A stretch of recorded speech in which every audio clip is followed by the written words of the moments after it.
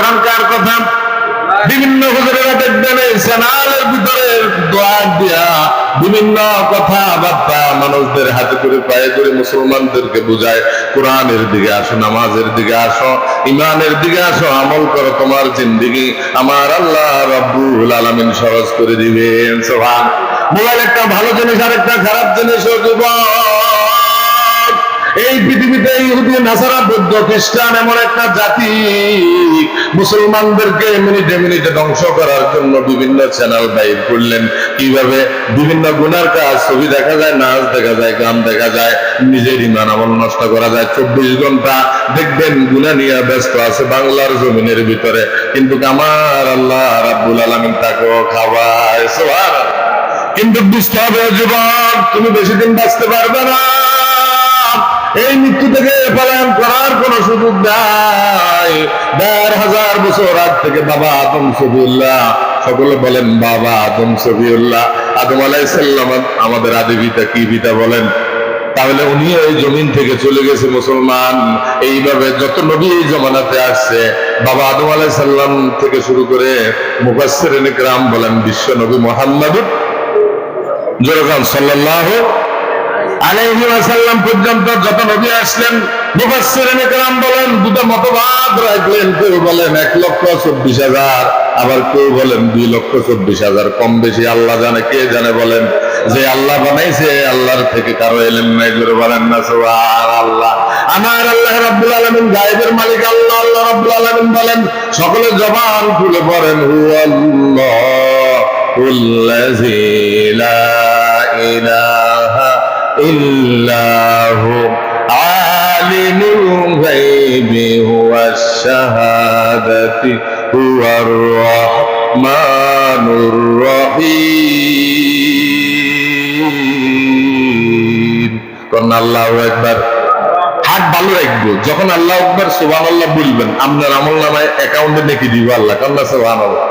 ওয়াজ শুধু হুজুরের জন্য না, মুসলমান হুজুরেরা দায়িত্ব আদায় করতেছে। ওমা আলাইনা ইল্লাল বালাগ। যত আলেম এই পৃথিবীতে ওয়াজ মাহফিল করে, মসজিদ মাদ্রাসায় খেদমত করে, আল্লাহর কসম এটা হুজুরের জন্য না, এটা হুজুরদের উপরে আল্লাহ রাব্বুল আলামিন জিম্মাদারি দিয়েছেন, রিসালাতের দায়িত্ব দিয়ে দিয়েছেন। জোরে বলেন না সুবহানাল্লাহ। নবীজি ১,৫০০ বছর আগে, এখন দেখেন হজের মাস চলতেছে। কি মাস? ও মুসলমান, জিলহজ মাস শেষের দিকে চলতেছে। হাজিরা যেখানে হজ করতে যায়, ওই জায়গাটার মধ্যে একটা নাম আছে আরাফার ময়দান। কি ময়দান? আরাফার মাঠ আছে। ওই আরাফাত মাঠ মানে বিদায়ের ঐতিহাসিক শেষ ভাষণ। নবীজি বলেন, মুফাসসিরিন কিরাম বলেন, ইতিহাসিকগণ লিখে দেখছেন বিদায়ের শেষ ভাষণ। বিদায়ের কি? নবীজি শেষ ভাষণ দিয়েছেন। এই ভাষণটা ওয়াজ নাই, বড় আফসোসের বিষয়। শুধু আমরা ব্যস্ত আছেন নবীর নূরের না মাটির। কবরে যাইলে তো আমরা জিজ্ঞাসা কেন তবু ৫ ওয়াক্ত নামাজ উঠছো না, ৫ ওয়াক্ত নামাজ পর্দা করছো রে। নবীর কি বানাইছে আল্লাহ পাক জানেন, যেসব সব কিছু আল্লাহ দিয়েছেন, নূরও আছে মাটিও। কিন্তু আপনি দেখেন ঐতিহাসিকগণ মুফাসসিরিন কিরাম বলেন, বিদায় ভাষণের যে ভাষণটা বলছেন, নবীজি ১৬ লক্ষ সাহাবীদেরকে ডেকে বললেন, এমন কথা কাঁদতেছেন নবীজি। জিবরাইল আমিন আগে ওহী নিয়ে আসলেন, এই দুনিয়াতে থাকার কোনো সুযোগ নাই। প্রত্যেক নবী এই দুনিয়া থেকে মৃত্যুবরণ করছেন। বলেন ইন্না লিল্লাহি ওয়া ইন্না ইলাইহি রাজিউন। বড় আফসোসের বিষয়, মুসলমান মানুষ মারা গেলে বলতে হবে ইন্না লিল্লাহি। এখন আমরা বলি ইন্না লিল্লাহ, তো মুখে অনেকের আল্লাহ তৌফিক দিলে সে বলে, আর কি বলে হাতে মরে গেছে, ভালো হয়েছে, আর বলে এরকম ভাবে বড় বিপদ থেকে বাঁচছি। নাউযুবিল্লাহ।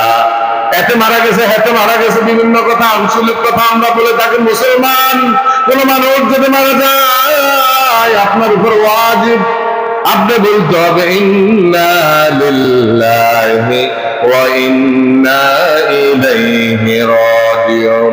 যিনি জীবন দিয়েছেন তিনি নিয়ে গেছেন, ওনার কাছে চলে গেছেন। কান্না সুবহানাল্লাহ। এটা তাফসীর করলে শেষ হবে না, ১৫-২০ মিনিট কি আলোচনা আমরা করি। এই জন্য যিনি জীবন দিয়েছেন উনি নিয়ে গেছেন। বলেন যিনি জীবন দিয়েছেন, আর আল্লাহর কাছে গেছে, হেফাজতে আছে। কার কাছে গেছে? হেফাজত কম না বেশি? অনেক বেশি। দুনিয়াতে আপনার আমার হেফাজত নাই, স্বামীর কাছে স্ত্রীর, স্ত্রীর কাছে স্বামীর হেফাজত নাই।